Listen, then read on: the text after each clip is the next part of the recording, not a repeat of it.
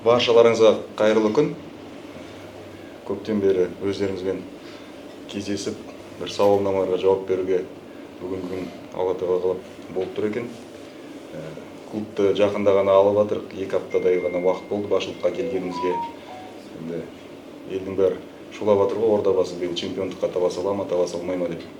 Енді әр турнирге қатысқанда, әр жарыста, бәсекеге қатысқанда чемпион болу үшін ғана қатысу керекпіз ғой. Сол үшін клубтың бас бапкеріне, өзіміздің командамызға бірден бір талап қойып отырып, биыл чемпиондыққа таласу керекпіз дегендей.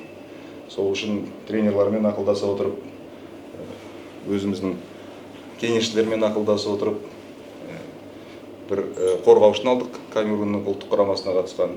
Сосын бүгін көптен бері мазалап, жан-жақтан хабарласып сұрап жатқан Астанадан Алекс Амановичті жаздық. Бүгін ертең қаласа команда құрамына қосылады ол жігітте. Тағы да 1-2 игрок алуға ниеттеніп отырмыз. Қазір атын айтып шулатпай-ақ қояйық. Келіссөздер бірнеше ойыншылармен жүргізіп жатырмыз. Құрамды жасақтап, құрамды мықтырақ жасау үшін. Қазіргі құрамда осал емес. Қазіргі құраммен де біраз жерге таласуға болады, біраз жеңістерге жетуге болады. Барлық жаңа трансфер болсын, жаңа ойыншы болсын, командаға бапкерлік құрам болсын,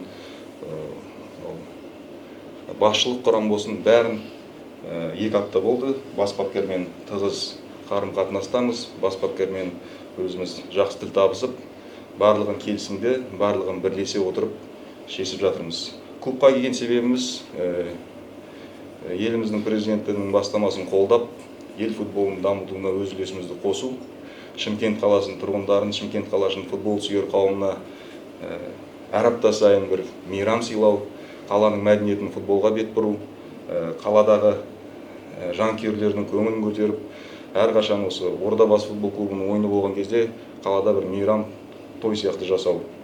Әрине қазір бірден оны алып өту өте қиын, бірақ Алла қаласа бар күш-жігерімізді өзіміздің командамызбен, бас бапкермен, ойыншылармен бірлесе отырып, бір жағадан бас, бір жеңнен қол шығарып, бірлесе отырып, аянбай еңбек етіп, алға қойған мақсаттарға жетеміз деген үміттеміз. Инфраструктураны дамытамыз, командаға жаңа технологияларды ендіреміз. Болашақта жаңа стадион салынайын деп жатыр, оны бәрі баршамыз білеміз. Соның жанынан база дейді, академия бәрін салуға дайынбыз. Қаланың футболының, Ордабасы клубының үлкен жеңістерге жетелейтін себепкер болуға біз бірден бір дайынбыз. Тек қана қаланың емес, өңірдің футболын дамытып, жас таланттарды алып, осы командаға жақсы ойнатуға, команданың үлкен жеңістерге жетуіне бар күшімізді саламыз.